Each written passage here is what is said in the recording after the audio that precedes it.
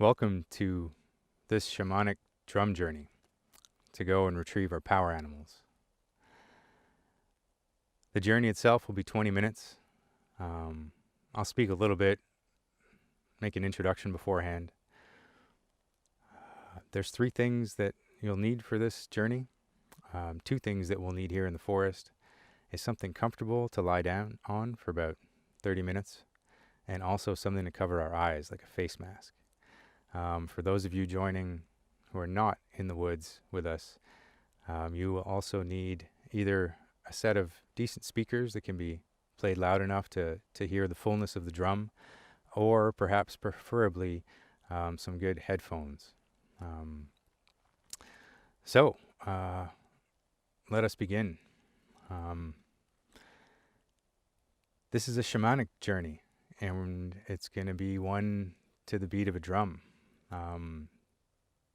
The shaman part of it, I'll explain a little bit. Basically, throughout history, a lot of, if not most of, hunter-gatherer cultures have been shamanic. And to explain shamanism, I'll explain spirituality as well.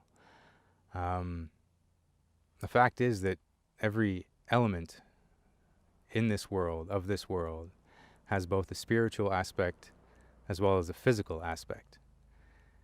As above, so below.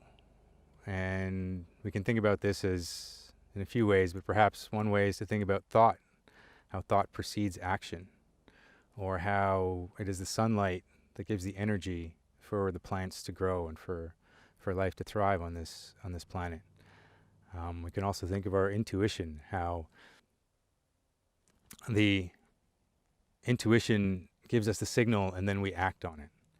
And so the shamans were those who recognized this fact and who went to the spiritual side of reality, who accessed that side, that aspect, to gather information that was beneficial for them and for the tribe.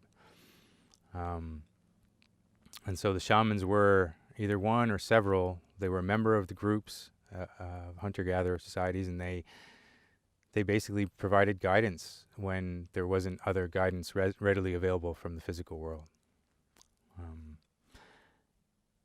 And there are still shamanic cultures from Siberia to Indonesia to the Americas.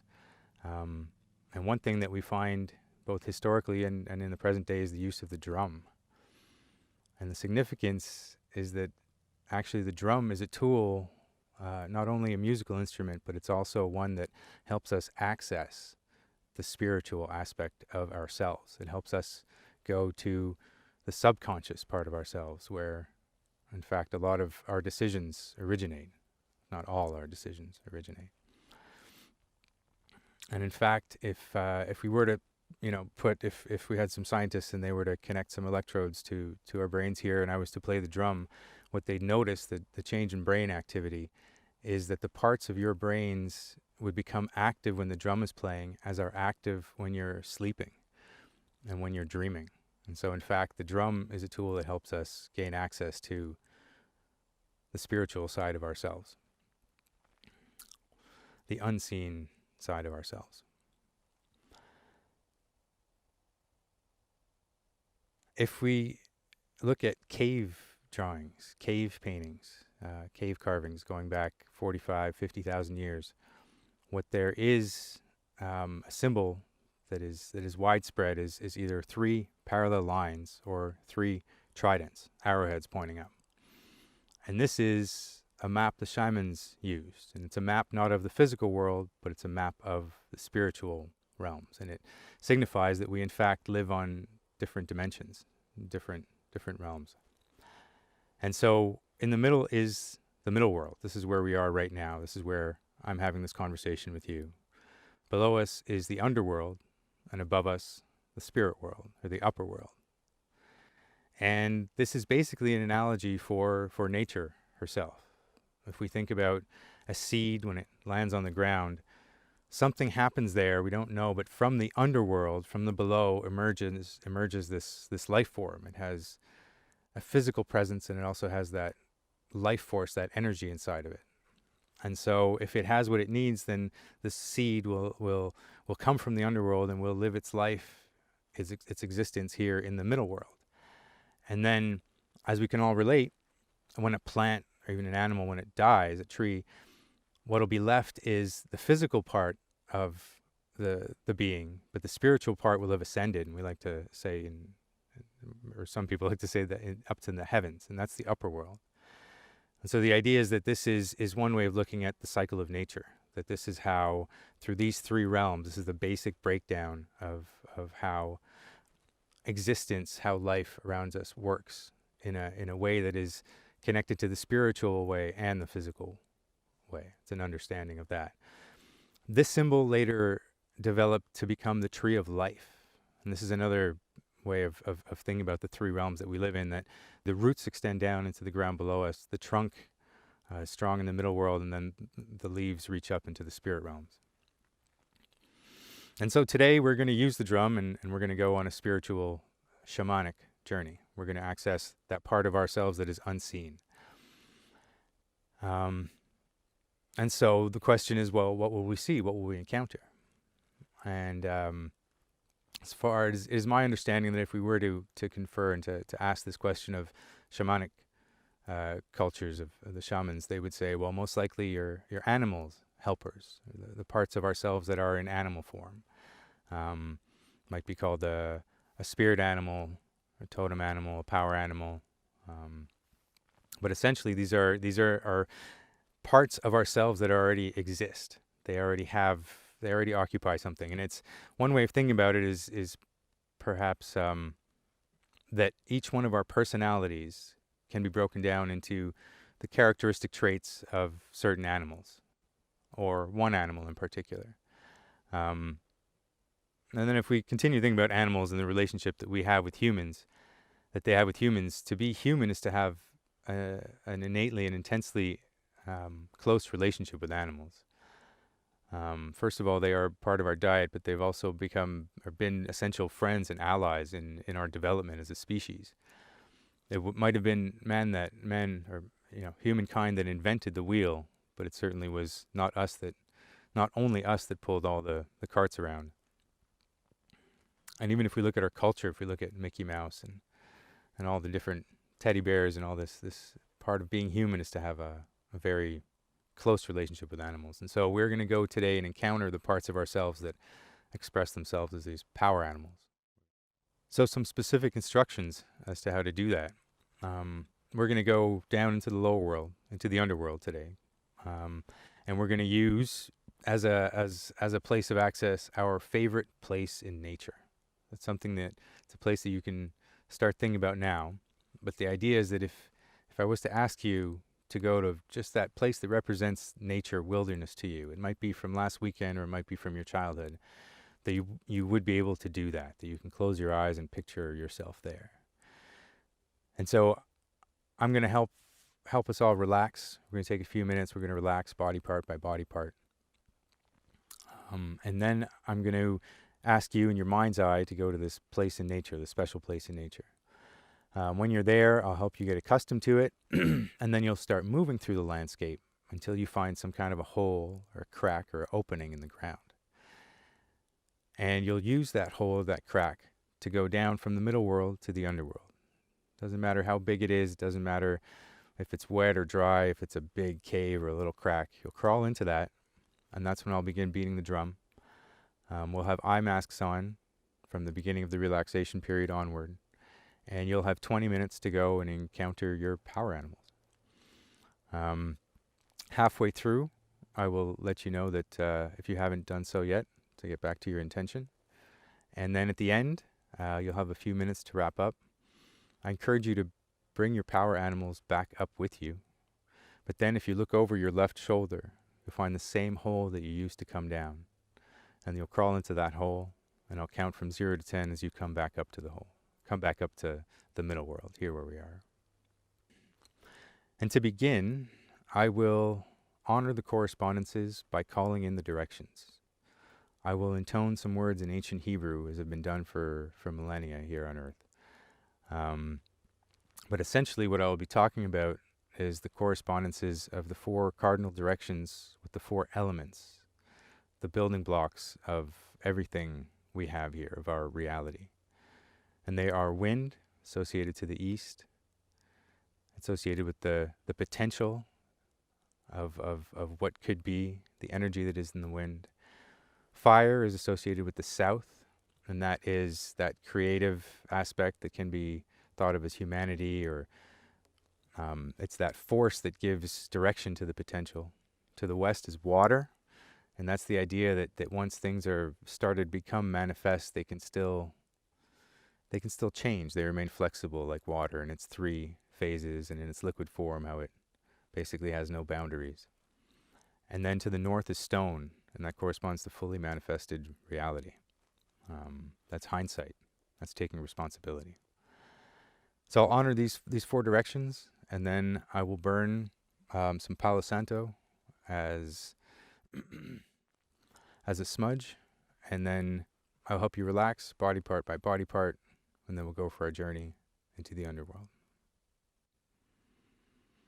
All right.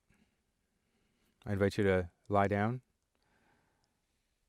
put on your eye masks, and get comfortable.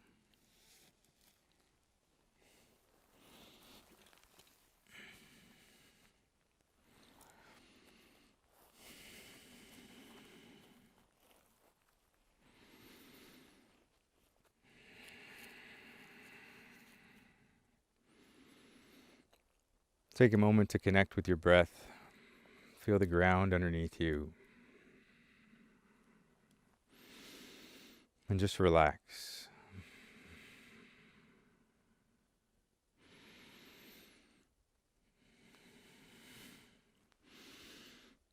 Ator, Malkut, Vegedura, Vegedula, Leolam, Vaed, Amen.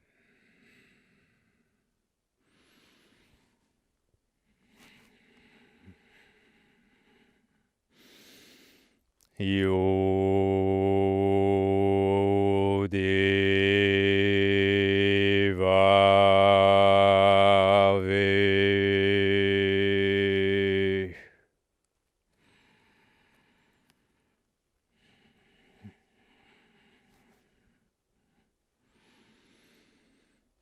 Adonai.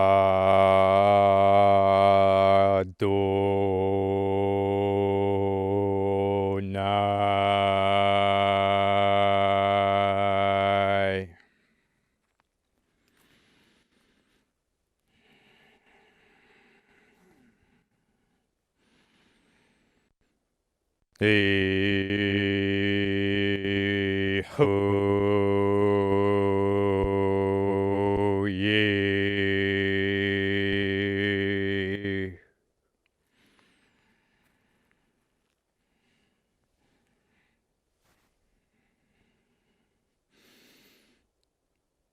Agula.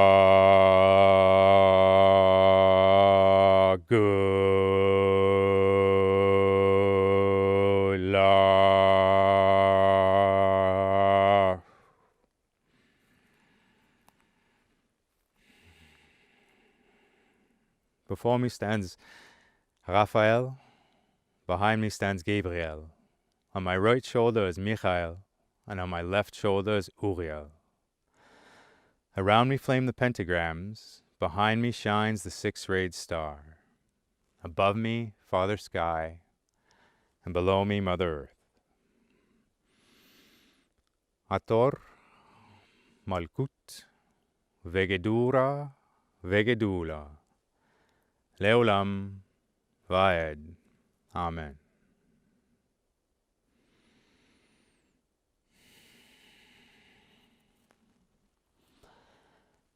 All right, brothers and sisters, let us begin to relax. Let us continue to come into our bodies. And as we do so, if you have one last wiggle left in your toes or in your feet, go ahead and do that now. And then allow your feet and your toes to be perfectly still. Allow them to be totally unmoving. Allow them to be so relaxed that it almost feels as if they've begun to melt, if they've begun to liquefy and melt down through the mat below you, through the floor underneath that if there is one, and down deep into the ground below.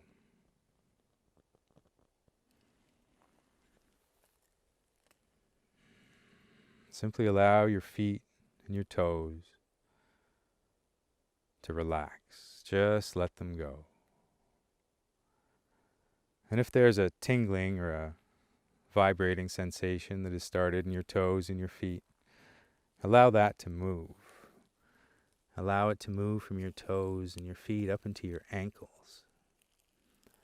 And as you become aware of your ankles, just let them go. Let them too relax. Let them too become so heavy and so still that it's almost as if they're melting through the mat, through the floor, and down into the ground below. Just let your ankles go. And as you do so, notice that wave of relaxation has now moved from your ankles into your lower legs. And as you become aware of your lower legs, just let them go. Allow them too to relax. Allow them too to become so still and motionless. Just let your shins, your calves, just let them go. As you do so, you feel that wave of relaxation moving up into your knees. Check in with your knees now, the front, the back, the inside, the outside. And as you connect with them, just let them go. Just let them relax. Let them too become perfectly still. Notice as that wave of relaxation now moves from your knees into your upper legs. Connect with those long bones and muscles that carry you around all day. And then let them go.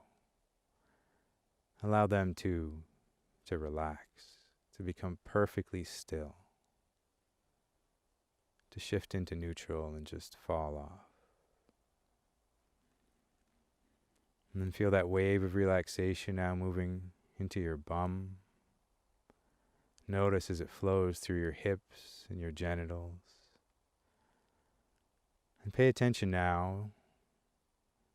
You'll notice that everything from your waist down to the tips of your toes is totally at ease, totally peaceful and relaxed. Then when you're ready, I want you to take a big deep breath into your belly. Fill your belly full with air.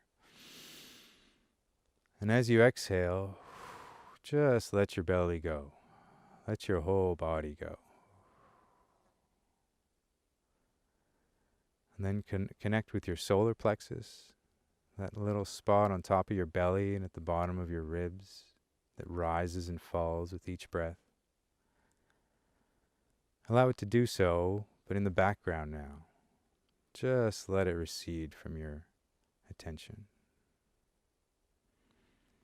Then when you're ready, take another big deep breath, but this time into your heart. Fill your heart full with air. And then as you exhale, just let your heart go. Let your whole body go. Feel the top of your chest open, soft. And then connect with that wave of relaxation as it reaches your shoulders. And as you become aware of your shoulders, just let them go. Let them fall off, down deep into the ground below. And feel that wave of relaxation now continuing down your arms, your biceps and your triceps, down through your elbows. Notice as that wave of tingling, relaxing pleasant feeling goes down towards your wrists. Just let your arms go. Just let them melt down through the mat, deep into the ground below. Feel your wrists. Notice as your hands start relaxing. Just let your hands go. No need for hands for the next 25 minutes or so. Feel your fingertips and your nails just falling off, just feeling so good. Connect with that wave of relaxation now at the base of your neck. And notice as it makes its way up towards your jaw. Feel your neck long and soft, relaxed. And then notice as it starts moving through your jaw. Feel those muscles and those bones that have you talking and chewing. Just let them do nothing. Just let them be there. Let them disconnect and relax. Feel that wave of relaxation now moving through your mouth. Notice as it finds every tooth in your mouth and your tongue heavy in the back of your mouth. Notice now as it moves into your lips. And that wave of relaxation moves to your upper lip, your nostrils, and your nose. And then extends right out on across your cheeks. And you feel your face softening. Allow your face to relax. And then as you connect with your eyes, just let your eyes go. No need for eyes for the next 20 some odd minutes. Feel that wave of relaxation now moving across your forehead and right around your scalp. And notice as it finds every hair in your head and extends from the root right out to the very tip. Notice now how your body is fully relaxed, grounded, from the tips of your toes to the tips of your hair. Just relax and let go.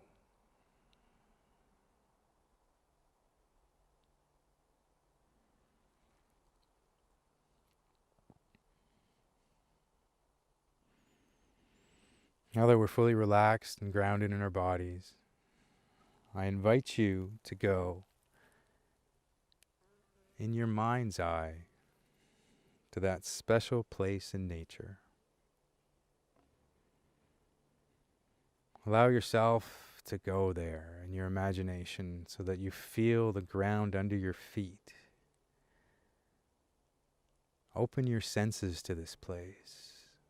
Feel what it feels like to be there again, standing right in the middle of this beautiful landscape. Notice what the air has for you today. What is it carrying? Is it dry or is it humid? Is it windy or is it still? What's the temperature today? And what sounds are moving through the air? What smells do you sense making their way to your nose? What does it feel like to be here again? Look around and notice what's unique today, what's different, what's special. Notice what's the same, what's so familiar it's always been like that. What are those things that make it so special just as it is? Now that you've connected with this place, this special place, this beautiful place, this wilderness, feel your feet underneath you and allow them to transport you, to carry you across this landscape. And remember your intention today, and that is to find some kind of a hole, an opening, a crack of some sort in the ground, and to use that to go down to the underworld and to retrieve your power animal or power animals. So go ahead now. Move across this landscape until you find this hole, this opening. And then as you do, I'll offer you one piece of advice for your journey. And that is, if ever you struggle, if ever you're trying to find something and it's just not showing up, then the idea is to relax and to let go. Specifically to relax your body and let go of your thoughts. And that little something that might pop up in the corner of your attention, that's where your attention is being called. And just allow yourself to open your experience to these animals that are already there waiting for you. And remember to have fun. So now that you've found this opening, this hole in the ground, this cave, waterfall, whatever it might be, go ahead and lower yourself down into this opening and start going down. I'm going to count from 10 down to 0 as you go down this hole to the underworld. And when I say 0, you'll be at the bottom of the hole in the underworld. Go ahead now. Lower yourself into this hole and start going down. 10, 9, 8, 7. Keep going down this hole, deeper and deeper into the ground. 6, 5, 4, 3. You're almost there. You've not much left to go. Keep going down this hole into the ground. 2, 1, 0. You've reached the bottom of the hole. You're in the underworld. Remind yourself again of your intention, and that is to allow your power animals to come to you.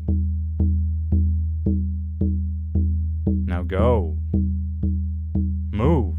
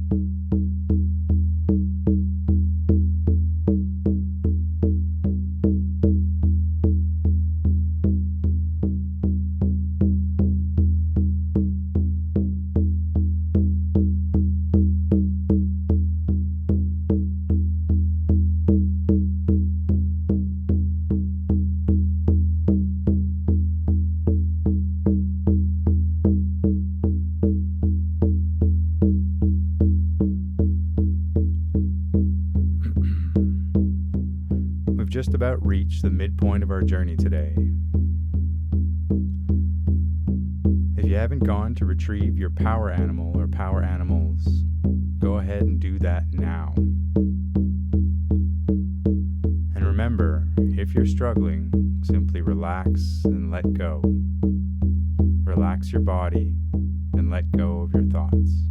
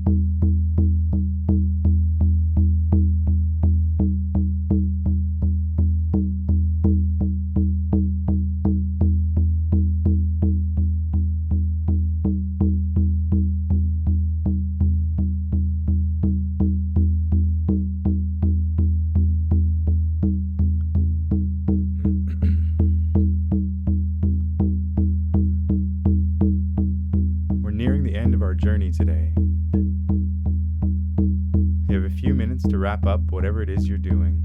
And if you haven't retrieved your power animal or power animals, do that now.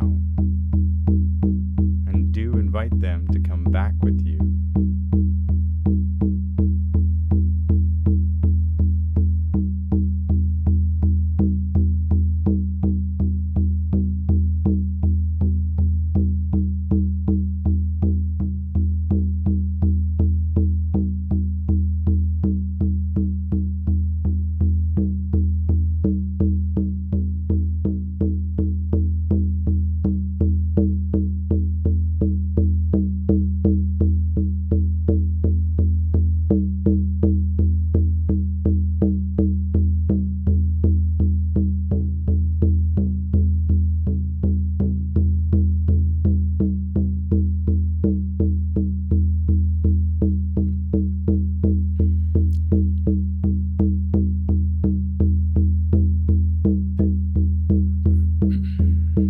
All right. It's time for us to wrap up our journey. Whether you jump on their back or put them in your pocket, do bring your power animal, your power animals back with you. If you look over your left shoulder, you'll find the same hole that you used to come down. Go ahead and climb into that hole, but this time start coming up as I count from 0 to 10. When I say 10, you'll be back here lying on your mat. Go ahead now, climb in and start coming up. 0, 1, 2, 3. Keep going up, higher and higher up the hole you go.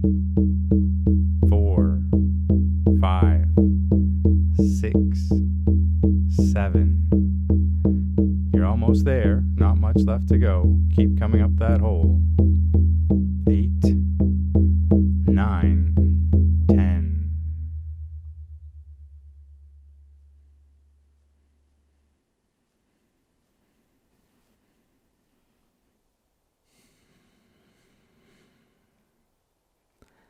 Take all the time you need to reoccupy your body. When you're ready to start moving, I suggest you start with fingers and toes, then hands and feet, then on to bigger limbs. And do remember that you have an eye mask on or some kind of face covering, and it most likely will be quite bright when you take it off. Take a few moments, and then when you're ready, you can come to sitting.